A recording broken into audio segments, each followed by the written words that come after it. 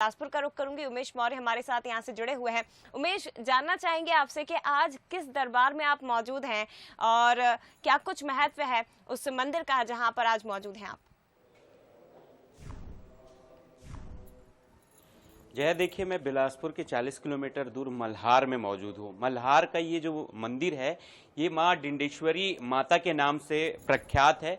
न केवल छत्तीसगढ़ बल्कि देश विदेश में भी इनकी महिमा का अपरंपार जो लीला है वो यहाँ पर है। आपको दिखाना चाहूंगा कि ब्रह्मचारिणी के रूप में आज के दिन माँ डिंडेश्वरी की पूजा क्यों की जाती है, क्योंकि ब्रह्मचारिणी जो है वो तप की देवी है, तपस्या की देवी है, सादगी की देवी है। और यही वजह है कि आप देख सकते हैं इस प्रतिमा को 9 रूपों में ये प्रतिमा हर दिन दिखाई देगी। पहले दिन में आपने देखा कि शैलपुत्री के रूप में किस तरीके से भक्त यहां पर मौजूद थे, और आज जबकि दूसरा दिन है ब्रह्मचारिणी का, तो आप देख सकते हैं कि जो माता देवी है जिनकी मुख को देखकर आप स्पष्ट रूप से देख सकते हैं कि वो किस तरीके से तप की मुद्रा में लीन है और तपस्या कर रही हैं। यही वजह है कि मल्हार में यहां पर की लोगों की जो आस्था है वो अटूट है और दूर दूर से यहां पर जो श्रद्धालु हैं मां के दरबार पर पहुंचते हैं और अपनी मनोकामना को पूरी करने की यहां पर अर्जी लगाते हैं। और ऐसा नहीं है कि मनोकामना की अर्जी, बल्कि उनकी मनोकामना पूरी होती है और वो दोबारा इस मंदिर पर आते हैं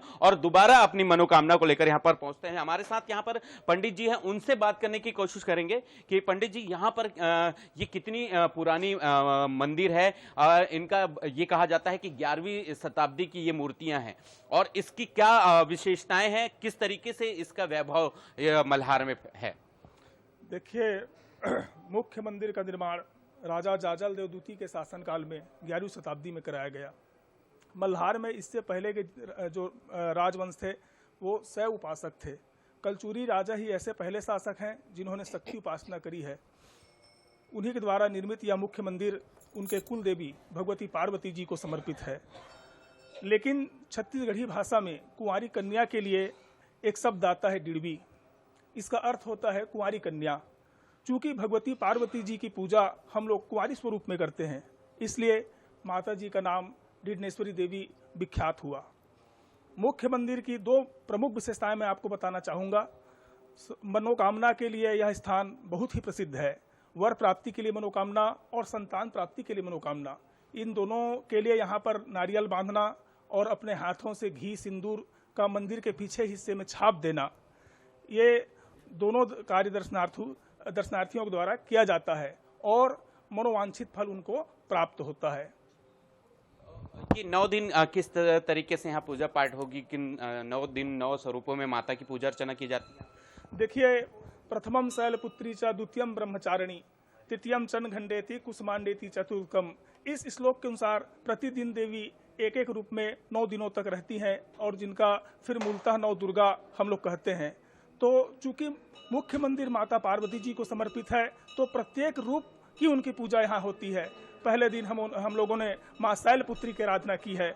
आज हम ब्रह्मचारिणी रूप की उनकी आराधना कर रहे हैं जो मूलतः तपस्या कर रही हैं। और आप देखेंगे ठीक माता जी के मंदिर के सामने में 1 किलोमीटर में भगवान शिव का मंदिर है और उनको वर के रूप में प्राप्त करने के लिए भगवती तपस्या कर रही हैं।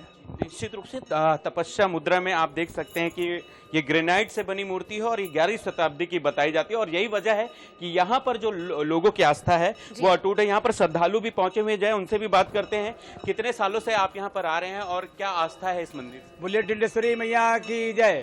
मेरी प्रथम नियुक्ति सन 1981 में इस क्षेत्र में हुई। सन 1981 से अनवरत मैं हफ्ते में, महीने में और साल भर में मैं हमेशा यहाँ दर्शन करने के लिए माता जी का आता हूँ। और माता जी के बारे में श्रद्धा इतनी ज़्यादा है कि उनके बारे में कुछ कहना बड़ा ही मुश्किल है।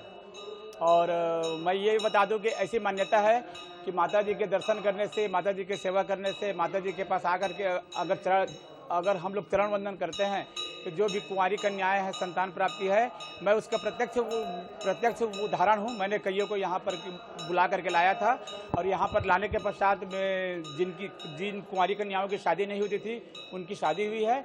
साथ ही साथ मेरी खुद की बिटिया जो दिल्ली शादी होकर के गई है, उनकी शादी माता जी की कृपा से भी है और माता जी हमेशा मेरे पर श्रद्धा के साथ कृपा करी है। बिल्कुल देखिए उमेश, ये माता की कृपा ही है कि हर भक्त की मनोकामना पूर्ण होती है और इसीलिए यहाँ पर आस्था का जन सैलाब भी उमड़ रहा है। ये उमड़ती भीड़ इसी बात का सबूत है कि माँ यहाँ आने वाले किसी भी भक्त को कभी खाली हाथ नहीं जाने देती है, हमेशा उनकी झोलियां भरती है। जिस मंदिर की आपने महिमा हमें बताई है, यहाँ पर संतान प्राप्ति की पूजा होती है, कुंवारी कन्या यहाँ पर आकर पूजा करती है, जब करती है तब करती है। जिस प्रकार माँ ब्रह्मचारिणी ने भगवान शिव को अपने वर के रूप में कठोर तप से पाया है, उसी प्रकार कन्या यहाँ पर आकर पूजा करती है तो उन्हें भी मनवांछित वर की प्राप्ति होती है।